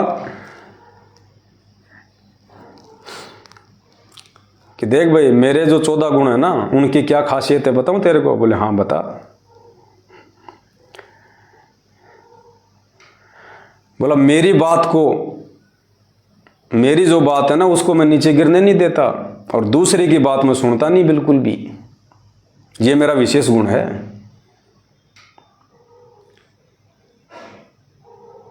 मेरे से ऊपर कोई बात कहे उसको तो मैं सुनता नहीं, और दूसरा अगर मुझे कोई अपनी बात कहे मानने के लिए तो उसकी बात मैं मानता नहीं, ये मेरा विशेष गुण है। तो लड़की ने सिर में थप्पी मारी और कहा कि हे परमात्मा, मैंने तो सोचा था कि मेरा 1-2 गुण मैं इसको दे दूंगी, और ये गुण कहाँ है? तो इस नालायक का अवगुण है, अवगुण। तो पुण्यात्माओं, इन भक्तात्माओं को खुद तो कोई बात जो है बल्कि सूझती नहीं है कि परमात्मा हमें क्या समझाना चाह रहे हैं, हमें क्या दिशा निर्देश देना चाह रहे हैं, हमें कैसा बनाना चाह रहे हैं, और दूसरा कोई समझाना चाहे तो वो इनके दिमाग में घुसती नहीं इनके। तो समस्या उस परमात्मा के सामने सबसे बड़ी खुद उनके अपने भगत है। तो ये आप सभी भाई बहनों का ये परम सौभाग्य है कि गुरुदेव ने आपको 7 संगतियों से जोड़ दिया है, और जो सत का जो मार्ग होता है ना पुण्यात्माओं, उस पे भीड़ नहीं हुआ करती है। सत्य के मार्ग पे चलने के लिए हिम्मत चाहिए, साहस चाहिए, संघर्ष करना पड़ता है। इसलिए सत्य के मार्ग पे, साध संगत के मार्ग पे कोई सूरवीर ही चल सकता है, कायरों का काम नहीं है, क्योंकि ये कबीर परमात्मा का मार्ग है।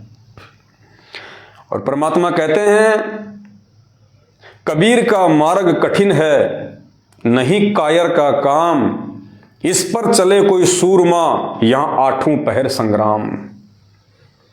ये कबीर परमेश्वर का मार्ग है, ये सूरमाओं का मार्ग है, कायरों का मार्ग नहीं है। ये साध संगति से जुड़ के भक्ति करना, सांसारिक क्रियाओं से, सांसारिक चौंचलों से दूर रहना, ये सूरवीर कर सकते हैं। ये आडंबर दिखावा, पाखंड रैलियां, धरने, प्रदर्शन, पुण्यात्माओं, ये तो हम असंख्य जन्म हो गए हमारे को करते हुए, ये तो कोई भी कर लेगा, क्योंकि ये काल की खुराक है।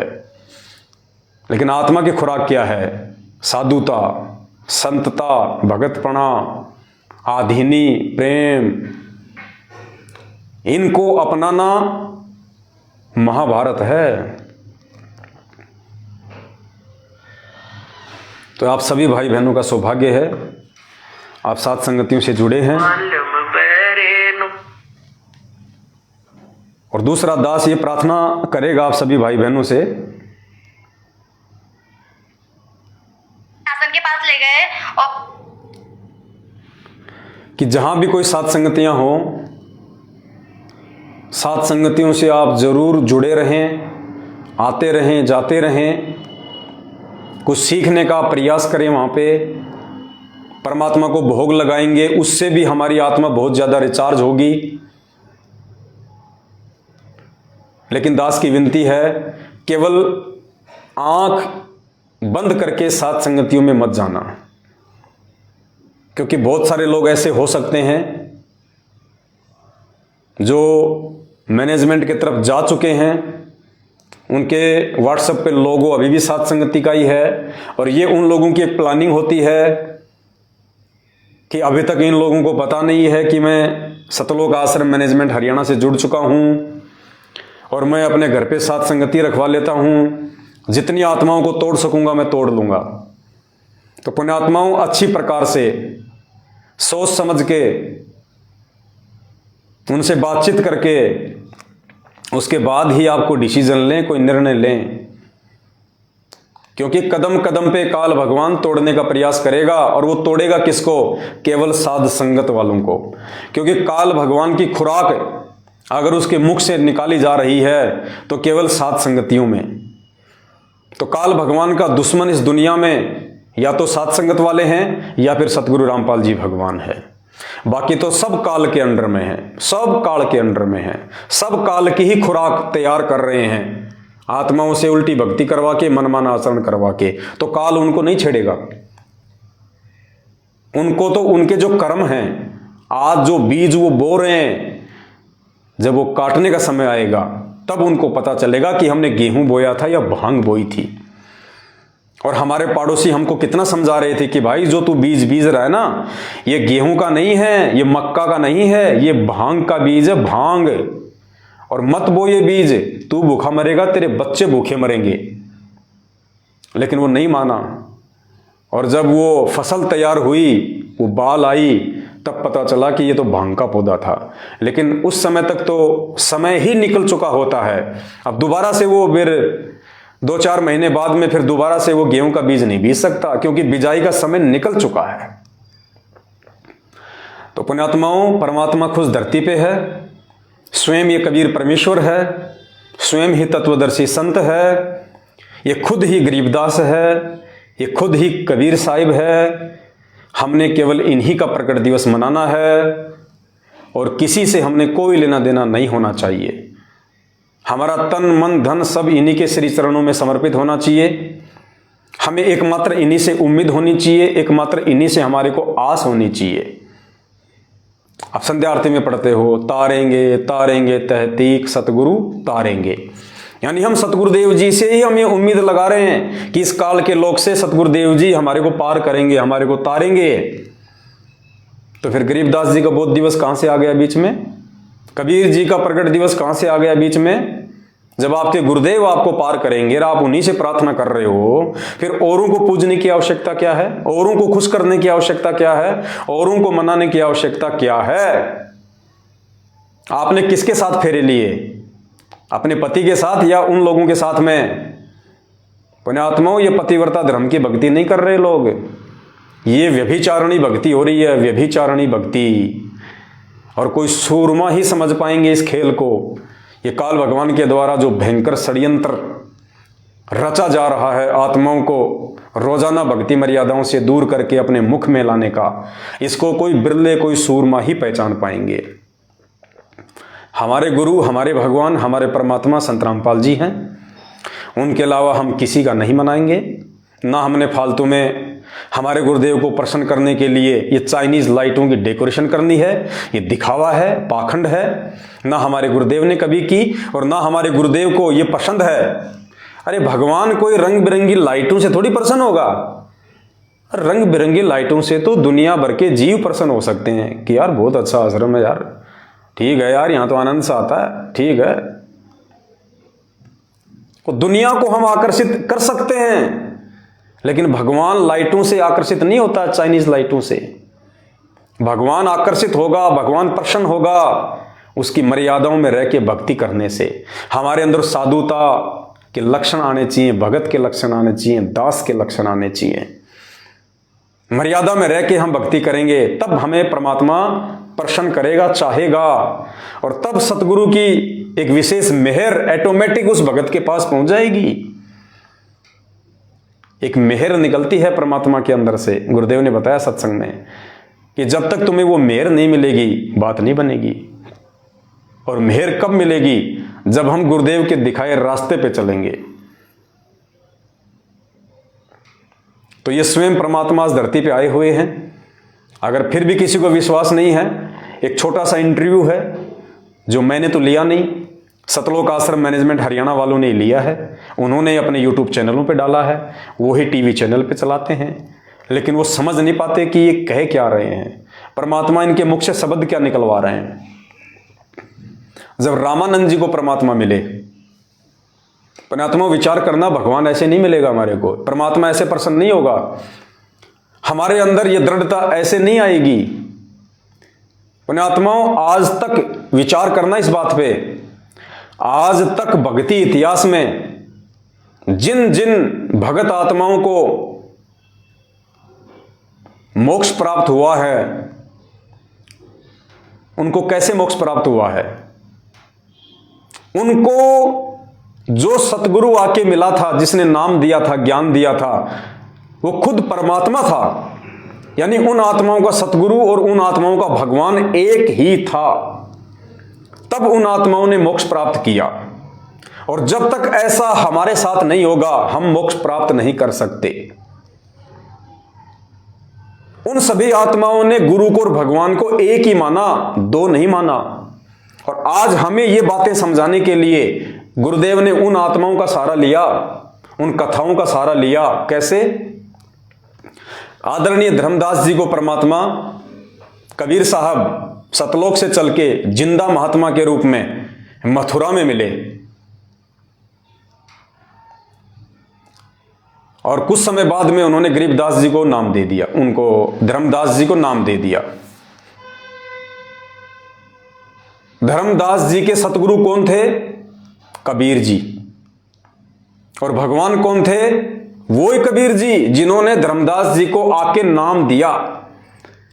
और इस बात को प्रमाणित करने के लिए धर्मदास की आत्मा को जिंदा महात्मा के रूप में उनका गुरु सतलोक लेके जाता है। और सतलोक में धर्मदास जी ने देखा कि वहां पे सिंहासन पे एक महापुरुष बैठा हुआ है। थोड़ी देर बाद में जो नीचे से जो धर्मदास जी के जो सतगुरु गए थे, वो पहले से विराजमान परमात्मा पे चवर कर रहे हैं। तो धर्मदास ने सोचा कि ये जो नीचे से जो आया है मेरे साथ में, मेरा गुरु, ये तो यहां का कोई नौकर है, भगवान तो ये है जिस पे मेरा गुरु चवर कर रहा है। धर्मदास ऐसा सोच ही रहा था। इतने में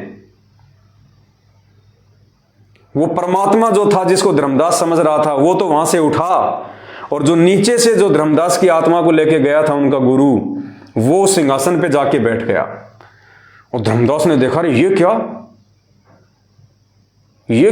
ये जो मेरे साथ नीचे से गया था, ये सिंहासन पे बैठ गया। और वो पहले से जो भगवान मान रहा था धर्मदास, वो खड़ा होके धर्मदास के सतगुरु के ऊपर चवर कर रहा है। और देखते ही देखते थोड़ी देर में वो चवर करने वाला भगवान धर्मदास जी के सतगुरु देव जी के अंदर समा गया, जो नीचे से गया था। और अकेले धर्मदास जी के सतगुरु ही उस अनंत कोटि ब्रह्मांड के सिंहासन पे, सतलोक के सिंहासन पे बैठे हैं। धर्मदास जी के तो आंखें फट गई। ओहो, ये भगवान है जिसने नीचे आके मुझे नाम दिया, मुझे ज्ञान दिया, ये सतलोक का राजा, ये भगवान। धर्मदास ने खुशी मनाई कि मेरा तो भगवान भी एक और मेरा तो गुरु भी एक। और वापस धर्मदास की आत्मा को नीचे भेजा। और धर्मदास को विश्वास हो गया कि गुरु में और भगवान में कोई अंतर नहीं है। अगर मोक्ष प्राप्त करना है तो गुरु को ही भगवान मानना पड़ेगा। तो धर्मदास का गुरु एक, धर्मदास का भगवान एक। तब धर्मदास का मोक्ष हुआ। उसके बाद में आदरणीय गरीबदास जी महाराज, उनको नाम दीक्षा किसने दी? कबीर जी ने, सतगुरु के रूप में, नला नामक खेत में।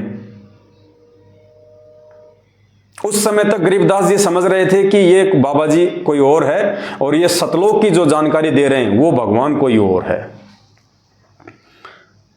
तो गरीबदास जी का ये भ्रम मिटाने के लिए गरीबदास जी की आत्मा को निकाल के वो सतलोक ले गए और वहां सेम टू सेम लीला गरीबदास जी के साथ हुई। पहले से वहां पे एक महात्मा विराजमान थे, गरीबदास जी के साथ में उनके जो सतगुरु गए थे वो उसके ऊपर चवर करने लगे।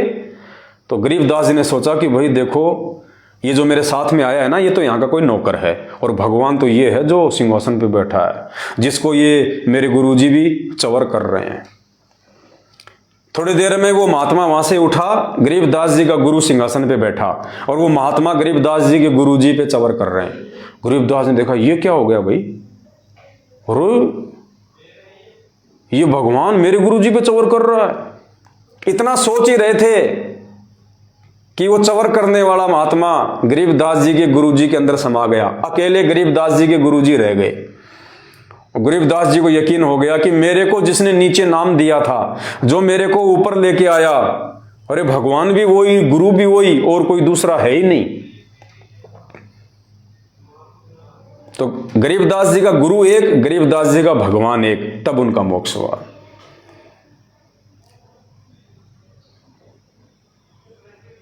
दादू जी को परमात्मा मिले, सतगुरु रूप में आके नाम दिया, फिर उनकी आत्मा को सतलोक ले गए। उनके साथ भी सेम रिहर्सल हुई। फिर दादू जी ने देखा कि मेरा तो गुरु भी एक और मेरा तो भगवान भी एक, उनका मोक्ष हुआ। घीसा जी को परमात्मा 5 साल की उम्र में मिले खेकड़ा में, उनके साथ भी यही हुआ। उन्होंने भी सतलोक में यही सब कुछ देखा और उनको भी पक्का यकीन हो गया कि मेरा तो गुरु भी एक और मेरा तो भगवान भी एक। मलुकदास जी के साथ भी यही हुआ, उनको भी परमात्मा सतलोक ले गए, सारी लीला वही हुई। मलुकदास जी को भी विश्वास हो गया कि जो मुझे नीचे आके सतगुरु रूप में मिला, जिसने मुझे नाम दिया, ज्ञान दिया, सतलोक में भी वही परमात्मा बैठा हुआ है, अपने शरीर को हल्का करके आता है।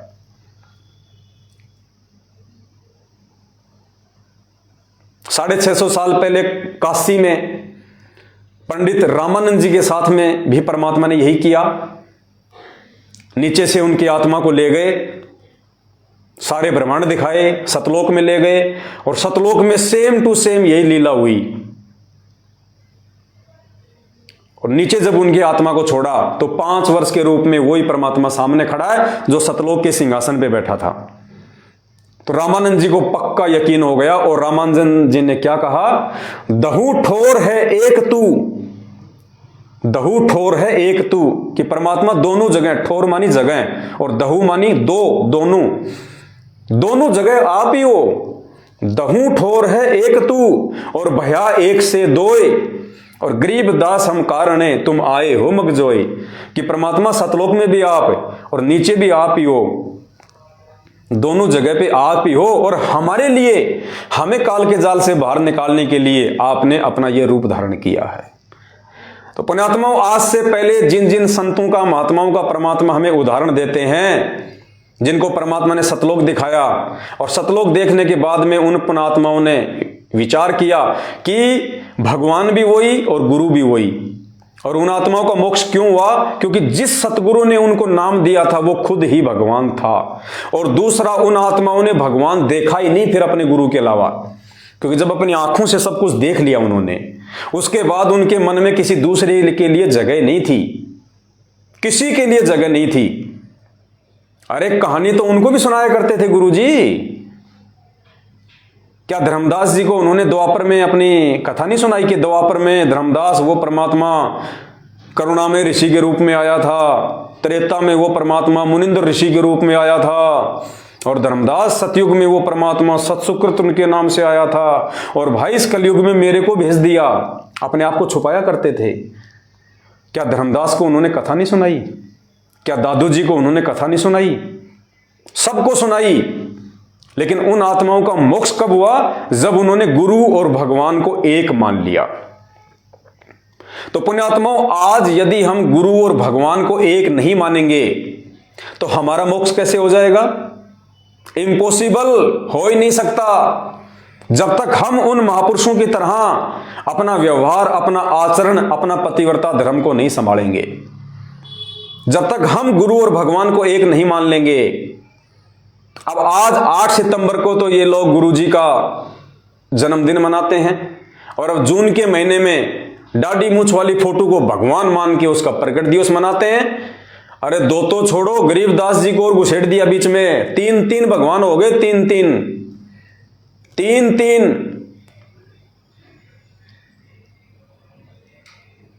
अरे क्या होगा भाई, हम किस दिशा में जा रहे हैं? अरे एक पैंट को एक ही आदमी पहन सकता है, 3-3 नहीं पहन सकते, 2 भी नहीं पहन पाएंगे ढंग से। पहन लिया तो वो ढंग से वो चल नहीं पाएंगे। अरे तुम किस रास्ते पे जा रहे हो बिचली पीढ़ी की हंस आत्माओं? तुम्हारे से तो सतगुरु रामपाल जी भगवान ने बहुत ज्यादा उम्मीद लगा रखी थी 650 साल पहले कि मैं नीचे जाऊंगा, उनको ज्ञान दूंगा, उनको शिक्षा दूंगा, अब की बार मेरे बच्चे भ्रमित नहीं होंगे और मेरे बच्चे गुरु और भगवान के भेद को मिटा देंगे मेरे ज्ञान से। अरे तुमने तो उल्टा परमात्मा की मुश्किलें बढ़ा दी। परमात्मा ने सोचा क्या था और तुम कर क्या रहे हो? तुमने तो 3-3 कसम बना लिए, 3-3 पति बना लिए, 3-3 परमात्मा बना लिए।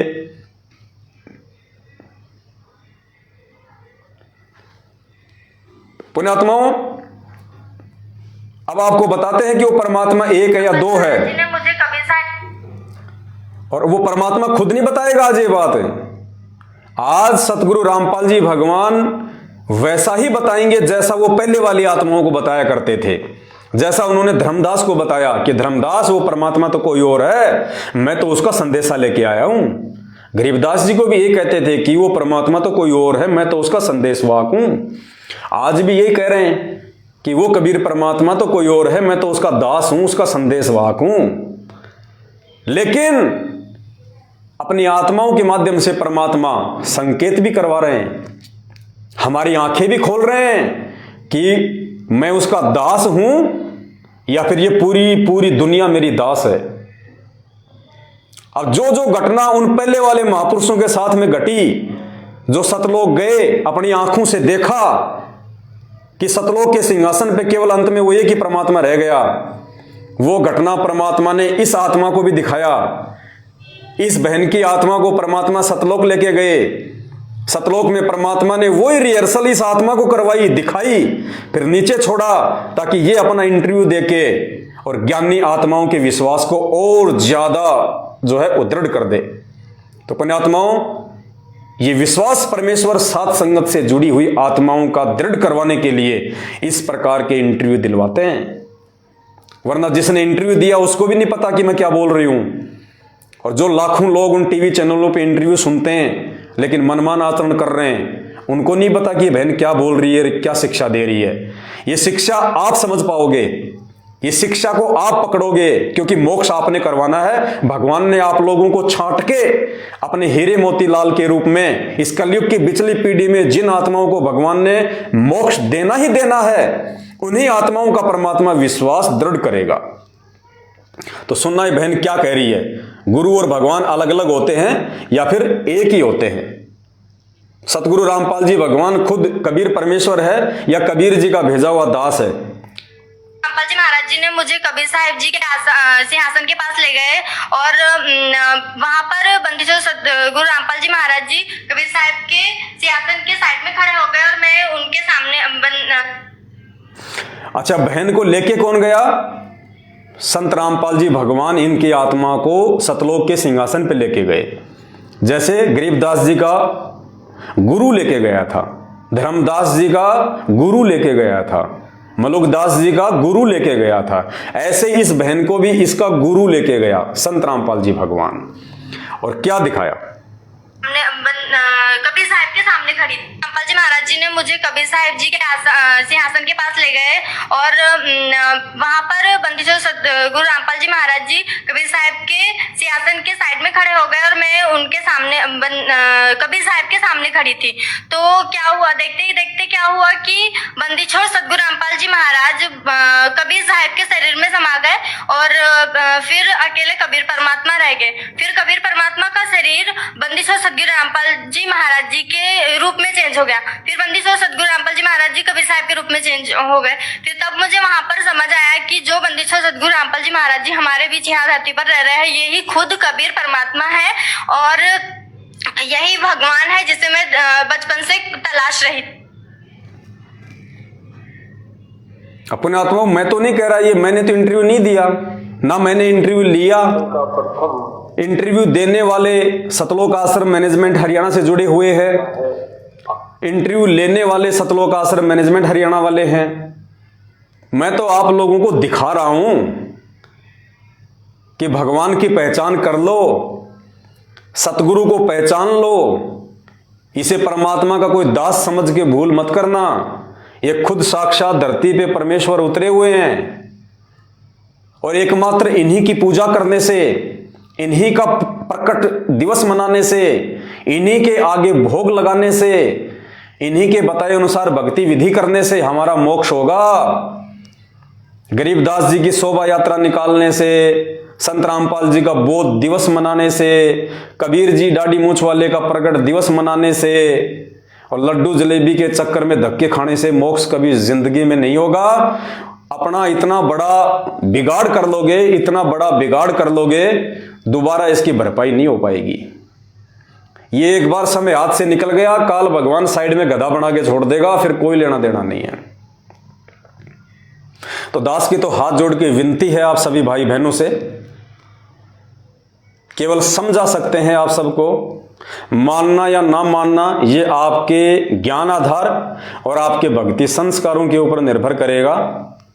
जब तक परमात्मा ने श्वासें दे रखी है तब तक हम संदेशे देते रहेंगे, भाई बहनों को जगाते रहेंगे, गुरु को ही भगवान साबित करते रहेंगे, आपको परमेश्वर के लिए दृढ़ करते रहेंगे। और जब तक ये दृढ़ता हमारे अंदर नहीं आएगी, जब तक हम अपनी अंतरात्मा से, दिलो दिमाग से इस बात का निष्कर्ष नहीं निकाल लेंगे कि सतगुरु रामपाल जी ही खुद कबीर परमात्मा है, खुद भगवान है, इनके अलावा दूसरा धरती पे कोई नहीं है और इनके अलावा किसी का भी बोध दिवस मनाना तो उनका भी नहीं है, हमने गुरुदेव का भी बोध दिवस नहीं मनाना है, सिवाय उनके प्रकट दिवस के 8 सितंबर के, और अन्य दूसरे संतों का ये बोध दिवस मनाना, उनका प्रकट दिवस मनाना। पुण्यात्माओं, बहुत भयंकर चाल काल भगवान अपने ही भगत भाई बहनों के माध्यम से तुम्हारे को ठगने के लिए चल रहा है। अगर समय रहते उस चंगुल से बाहर निकल जाओगे तो निकल जाओगे, और मुझे पता है इस बात का भी पुण्यात्माओं कि सभी नहीं निकल पाएंगे। परमात्मा कहते हैं गुरुपद सेवै बिरला कोई, जहां पर कृपया साहिब की होई। गुरुपद को तो कोई बिरला ही जान सकता है, पहचान सकता है। गुरुदेव के बताए अनुसार भक्ति कोई बिरला ही करेगा। खोकापुर में काग मिले दिन दोई रे, अरबू में कोई हंस हमारा होई रे। ये संसार विघन की घाटी, कोई निकलेगा बिरला सूर। पुण्यात्माओं, कोशिश करो उन बिरला सूरवीरों में आप शामिल हो जाओ। कोशिश करो, अंतिम समय तक आपने ये पतिव्रता भक्ति करनी पड़ेगी। गुरु के अलावा कोई दूसरा भगवान है, दिलो दिमाग से इस बात को डिलीट कर देना और साध संगति से जुड़े रहना। साध संगति से हटे, काल भगवान कहां जाके पटकेगा समझ में भी नहीं आएगा। और ये परमात्मा इतनी जल्दी हिसार जेल से बाहर नहीं आने वाला, तांडव मचेगा तांडव। और ये जितने भी लोग साध संगति रूपी हाथी से नीचे उतर के गए, इनके तो कहीं अते पते भी दिखाई नहीं देंगे आपको, अते पते भी क्या होते हैं।